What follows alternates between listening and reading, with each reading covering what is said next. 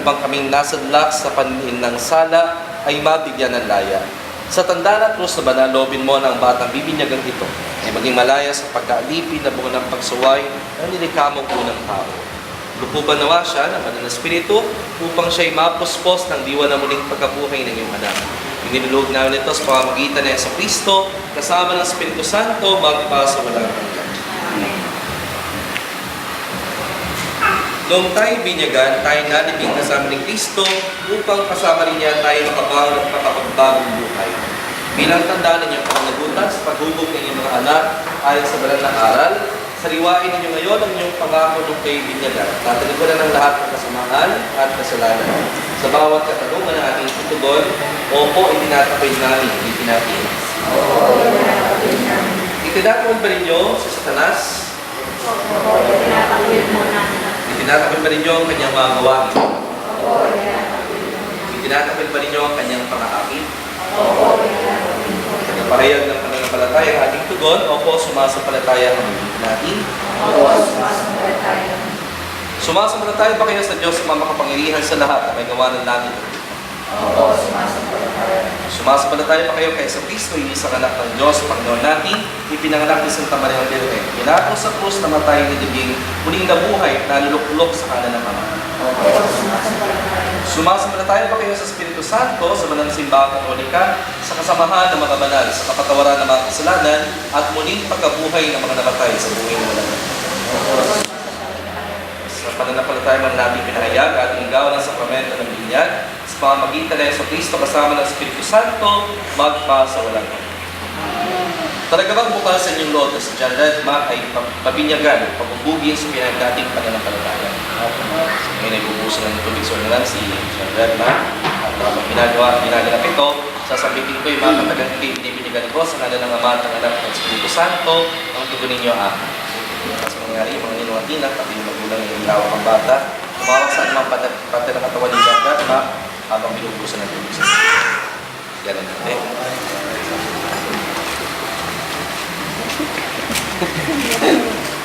Dapat. Huwag sa ulo. Okay. Tugon ng amin ha. John Redma, kikibinibinigan ko sa ngalan ng Ama, at ng Anak, at ng Espiritu Santo. Amen.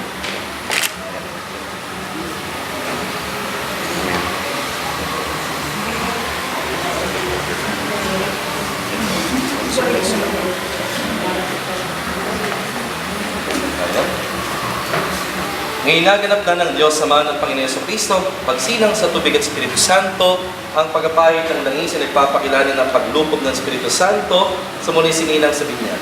Maging matatag nawa ang batang ito, si John Redma, sa kanyang pakikisa kay Kristong Hari, Pari at Propeta, ngayon at pagpakailan niya.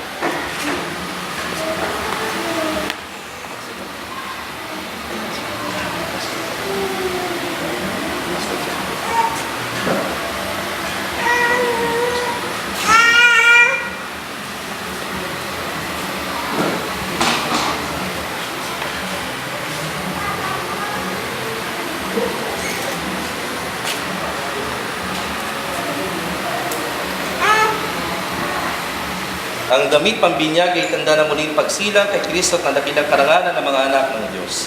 Naway manatiling wagas at gambay dumi sa kanyang karangalan hanggang matamo niya ang buhay na walang hanggan.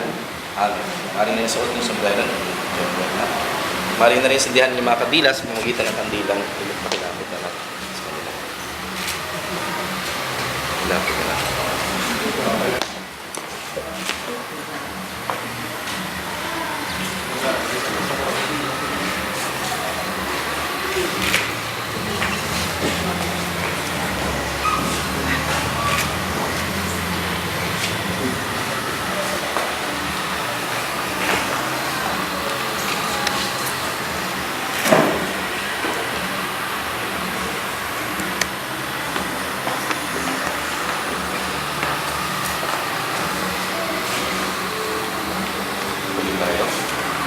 Ang ilaw sa inyong mga kandila, itanda ng liwanag ni Kristo tinanggap ni John Redma. Sa dulo ng mga magulang ni mga tinang, naway mag-alab ito sa kanyang puso at diwa hanggang sa pagbabalik ni Kristo ng ating Panginoon.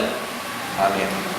Naging anak tayo ng kaliwanagan ni kay Kristo, Tumunod tayo ngayon sa ating Ama na bukal ng kaliwanagan ng buhay sa panalangin tinuro sa atin ng ating kapatid na Cesar Cristo. Sabay-sabay tayo. Ama namin, sumasalangit ka sa muli ng ngalan mo. Mapasa amin ang kaharian ng Diyos. Ginoo mo, ito sa lupa para na sa langit. Bigyan mo kami namin kakanin sa araw-araw. Pagwaran kami sa iyong sana para na pagkapatawad namin sa nagkakasala sa amin. At mo kami kahinugot sa tukso at iyan mo kami sa lahat ng masama. At sa mga laban ng ating pinagkatiwala, ang bagong binyan sa Javerna, sama-sama din tayong manalangin, Aba, Ginoong Maria, puno ka ng grasya, Panginoon Diyos na sumasa sa iyo, huwag ka pinagpala sa babaeng lahat, pinagpala ng maling natin sa Jesus. Santa Maria, na ng Diyos, na nakapagkanan, ngayon at kung kami mamamatay, Amen. Ama namin ang pagmahal, amin ay pinagdiwang sa sakramentong nagbibigay ng iyong buhay at langan. Habang panang kami hiningon sa iyo dahil sa lahat ng iyong awa at biyaya. Pagdapatin mo kami bilang mga magulang inungtina ay manatiling matapat sa aming mga ipinangako sa Biblia. Nilulog namin ito sa pamamagitan ni Yesu Cristo kasama ng Espiritu Santo magpa sa walang hanggan. Kaya si Jarat na ay nabinyagan na magiging ang lahat dito. Kalaga na yung pananampalataya kanyang tinanggap sa sakramento ka ng binyag ay kanyang makasaluhan. Siyempre, hindi niya ito magagawa kung wala sa tulong ninyo. Magulang yung mga ilan na tulungan siya na mahubog ayon sa hiningi ng ating pananampalataya. At isang mabisang paraan ng pag-uhubog ay hindi lamang sa salita, kundi sa iyong gawa at halimbawa. Kaya mismo kayo bilang mga magulang ng Nortina, inaasama sa buhay ng ating pananampalataya at nang sa gayon merong matularas na gaya si John Lerma at nang sa gayon sa hinaharap, lumaki talaga siya bilang isang Kristiyano na hindi lamang Kristiyano sa pangalan, kundi tunay na Kristiyano ang sinasabuhay ang kanyang. Dahil kung nagreklamo na si John Lerma, dahil masyado na ako matanda, nag-text na. Dahil yun pala John Lerma ang pangalan. Well ko. Mark. Kala ko pinag-combine kayo. Rebecca at Makmak. Anyway, pagmahalin niyo patayin na si Dini mga kanila. Sumayin niyo ang Panginoon. Palain nawakin ng makapangyarihan at mapagmahal na Diyos, Ama at ang Anak ng Espiritu Santo. Amen. Sa ating pagdiwa, umayon tayong mapaya. Diyos, palapakan natin ang bagong Pilipinas. Congratulations. This is the start. This is your heart. This is the day you were born. This is the sun. These are your lungs. This is the day you were born. And I am always, always, always yours. And I am always, always,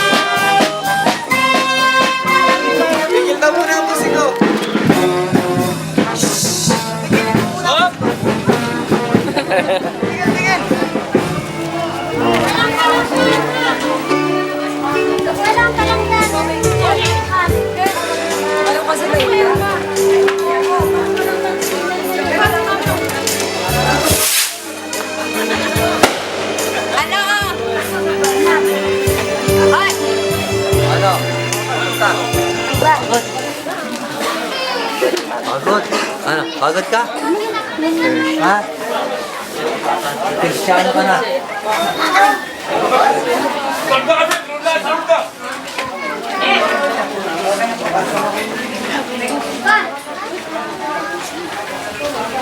Dad, ano dyan? Magandang hapon po sa inyo lahat. Sama-sama nating hilingin ang pagpaspas ng ating Panginoon sa Kristo sa tahanan ito at ating isibalan ito sa ngalan ng Ama, ng Anak, at ng Espiritu Santo.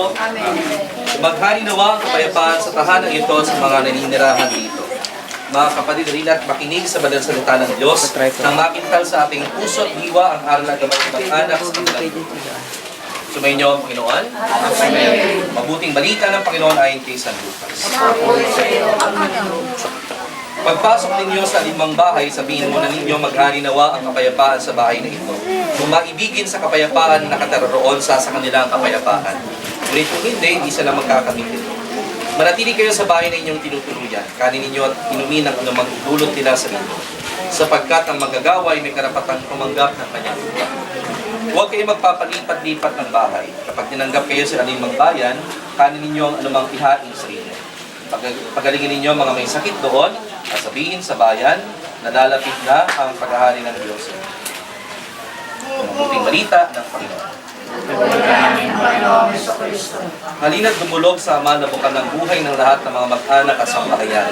Sa bawat kahilingan ng ating tutugon, sapagkat lubha kang mawain. Ulitin natin, sapagkat lubha kang mawain. Amang mapagmahal, loobin mong pamayanihan ng tapat ng pagmamahala ng aming tahanan. Inululuhog namin. Sapagkat lubha kang mawain. Amang mapagkalinga, loobin mong maging bukas-palad, kaming lagi sa mga puspalad, dukha at sawit. Inululuhog namin. Sapagkat lubha kang mawain. Amang may kapal, loobin mong maging masigasig kami sa pagpapalaganap na iyong paghahari. Inuluhog namin. Sapagkat lubha kang mawain. Aming Ama, sa iyong gagandahang loob, binigay mo sa amin ang iyong buhay at pagmamahal. Tangkilikin mo ang iyong nabimintong angkan, yamang ikaw ang pinagmumulan ng kanilang mabuting pagsasamahan. Inilulog namin ito sa pamamagitan ng Yesu Kristo, kasama ng Espiritu Santo, magpa sa walang hanggan. Amen.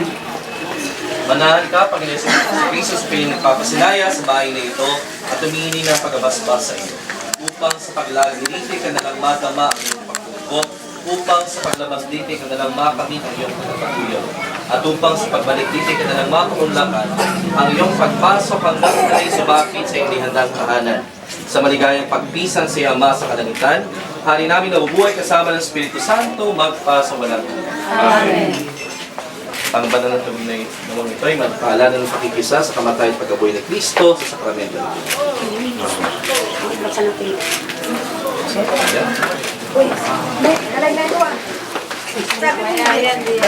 Mamaya daw yan, mamaya.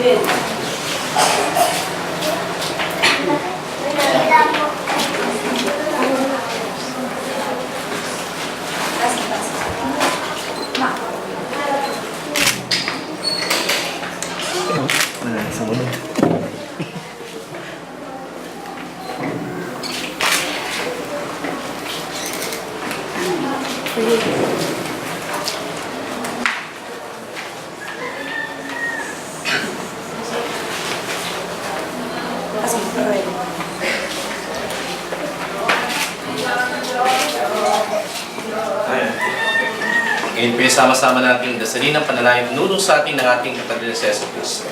Ama namin, sumasalangit ka, sa ng ngalan mo, tapos sa amin ang kaharian mo, sundin ang loob mo, sa lupa para sa langit. Bigyan mo kami namin kakanin sa araw-araw, patawarin mo kami sa iyong masala, para na pagkapatawad namin sa nagkakasala sa amin, at huwag mo kami maitulad sa suksod, at iyong kami sa lahat ng masama. Amen. Okay, pasok. Bata. Isang bata, isang bata. Ay, mga bata. Ang kapayapaan tulog ni Kristo ay maghari nawa sa ating puso at ang salita ni Kristo ay malang lubusan sa ating kalooban. Upang nawa ng ating ganapin sa salita o gawa ay mangyaring lahat sa ngalan ng Panginoon, ngayon at ba't para sa walang hanggan. Amen. Bari ng patayin ang sindi niya mga kandila. Sumayin niyo ang Panginoon. Malaking nawa kayo ng makapangyarihan at mapagmahal na Diyos, Ama at Anak ng Espiritu Santo. Amen. Palapakan natin ating Panginoon. Congratulations. Maria po sabi. Sihala po dyan po sa pintuan yan. Tapos papasok po ha.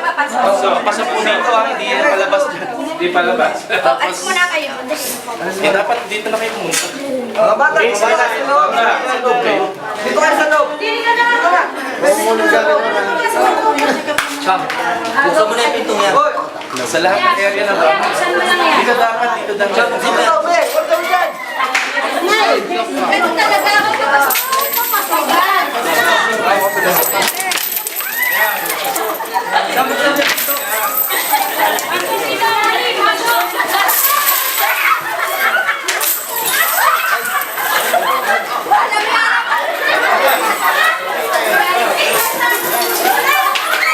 Lahat ng area ng bahay ha. Lahat ng kwarto.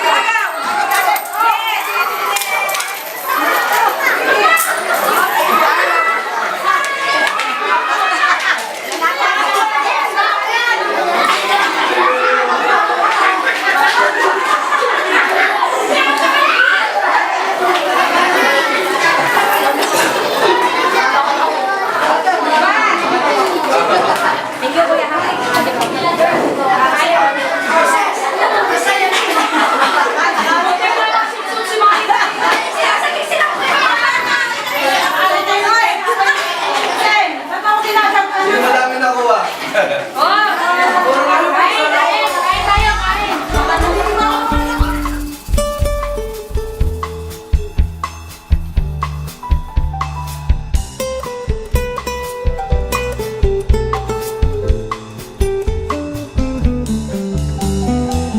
Shadows grow so long before my eyes, and they're moving